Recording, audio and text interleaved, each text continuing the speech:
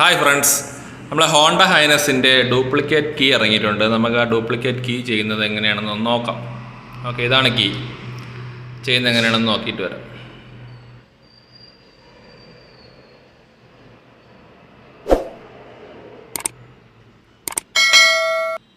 Honda ഹൈനസിൻ്റെ original key ആണ്.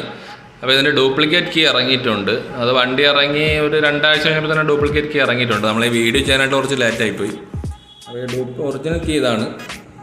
അതിൻ്റെ തന്നെ സെയിം ഡ്യൂപ്ലിക്കേറ്റ് കീ ഇറങ്ങിയിട്ടുണ്ട്. പിന്നെ അതിൻ്റെ സെയിം സ്റ്റിക്കറുള്ള ടൈപ്പ് അല്ല ആദ്യം ഇറങ്ങിയത്. ഇതേപോലെ പഞ്ച് ചെയ്ത് തന്നെ വരുന്ന ടൈപ്പാണുള്ളത്, പ്ലാസ്റ്റിക്കിൽ തന്നെ. കീ നല്ല ക്വാളിറ്റി ഉണ്ട്. നമ്മൾ ഒറിജിനൽ കീയുടെ തന്നെ സെയിം ക്വാളിറ്റി ഉള്ള ബ്ലേഡ് തന്നെയാണ് വരുന്നത്. നല്ല മെറ്റീരിയലാണ്. നമുക്ക് കീ കട്ട് ചെയ്യുന്നത് എങ്ങനെയാണെന്ന് നോക്കാം.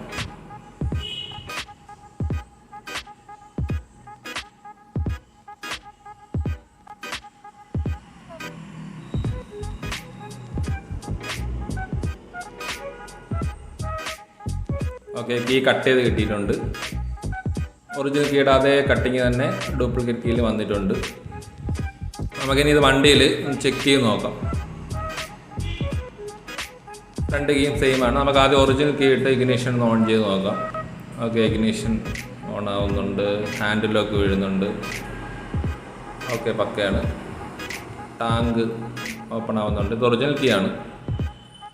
ടാങ്ക് നമ്മുടെ സൈഡിൽ ലഗേജൊക്കെ വയ്ക്കാനുള്ള അത് ഹൂക്കും അതും സൂപ്പറായിട്ട് വർക്ക് ചെയ്യുന്നുണ്ട്. ഒറിജിനൽ കീയിലാണ്. നമുക്ക് ഡ്യൂപ്ലിക്കേറ്റ് കീ ഒന്ന് ഇട്ട് നോക്കാം. ഡ്യൂപ്ലിക്കേറ്റ് കീ ഇഗ്നിഷൻ ഓൺ ചെയ്ത് നോക്കാം. ഇഗ്നിഷൻ അടിപൊളിയായിട്ട് വർക്ക് ചെയ്യുന്നുണ്ട്.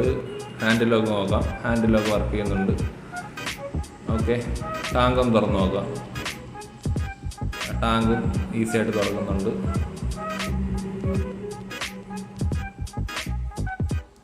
ലഗേജിൻ്റെ ഹുക്ക് അത് സൂപ്പറായിട്ട് തന്നെ വർക്ക് ചെയ്യുന്നുണ്ട്. അപ്പോൾ ഇതാണ് നമ്മുടെ ഹോണ്ട ഹൈനസിൻ്റെ ഡ്യൂപ്ലിക്കേറ്റ് കീ. പിന്നെ വീഡിയോ ഇഷ്ടപ്പെട്ടാൽ ലൈക്ക് ചെയ്യുക, ഷെയർ ചെയ്യുക, സപ്പോർട്ട് ചെയ്യുക. ഓക്കെ.